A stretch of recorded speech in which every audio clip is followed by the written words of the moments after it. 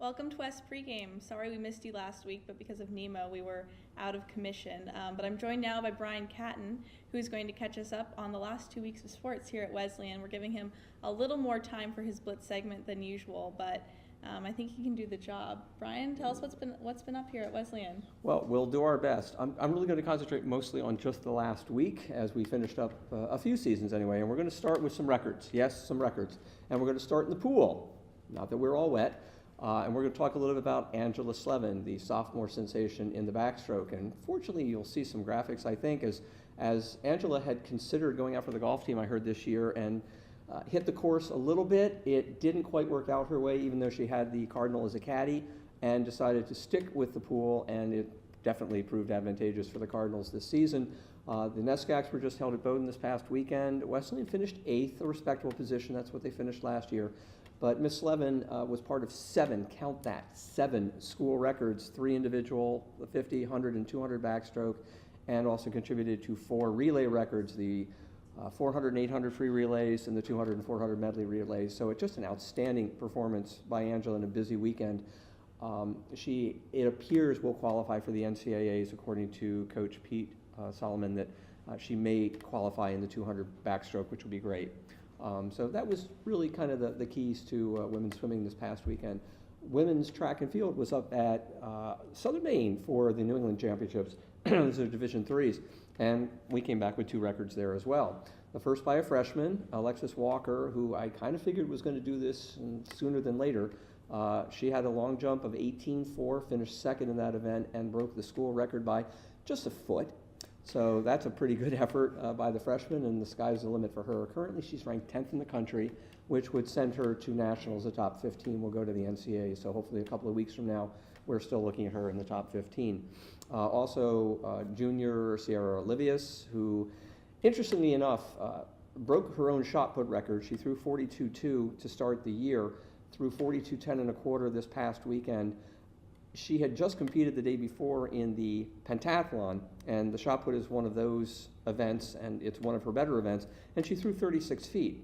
So she came out the next day and bettered that by over 6 feet, which I just think on the same venue a day later is just an incredible performance, and I guess it just, got her wound up, and she finished 4th in that.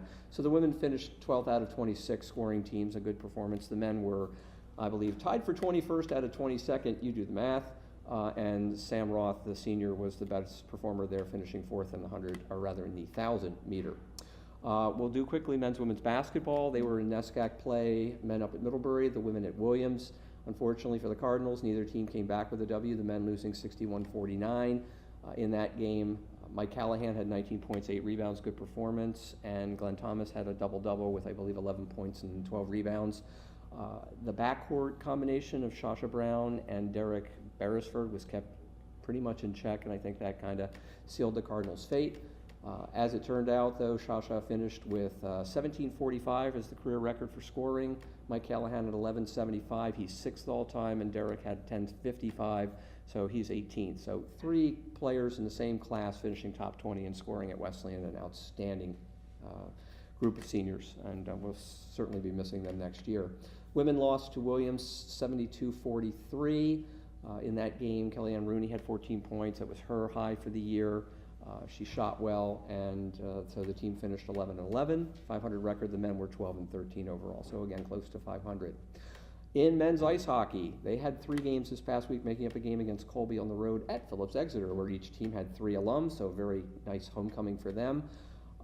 Wesleyan lost that game 4-2, and then had Trinity in a home-and-home series over the weekend.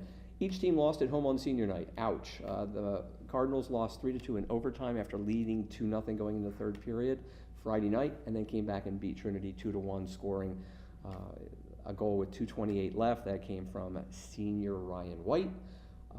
And it looks right now that those teams will be playing again in the first round of the Nescac tournament. Right now, Trinity is leading Bowdoin in the 3rd period, 6-3.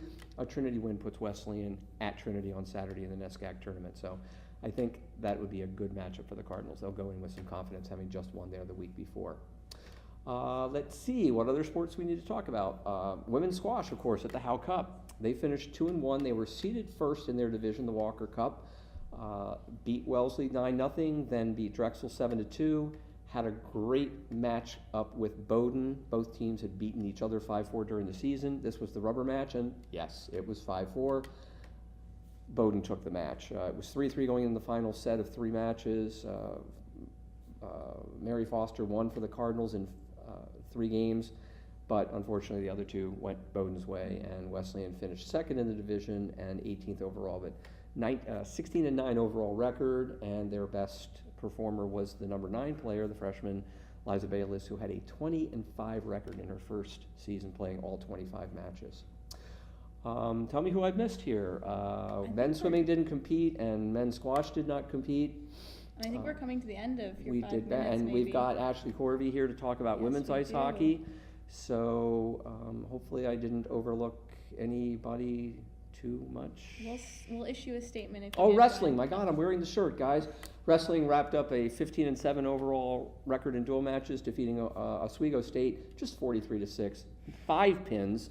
One of those by Nick Scotto, who has 19 pins on the season. He is leading the country at all divisions, and just an outstanding performance for this team. 2 weeks from now, they'll go into the individual qualifying tournament up at WPI over the weekend of March 2nd and 3rd, and hopefully we come away with a few national qualifiers.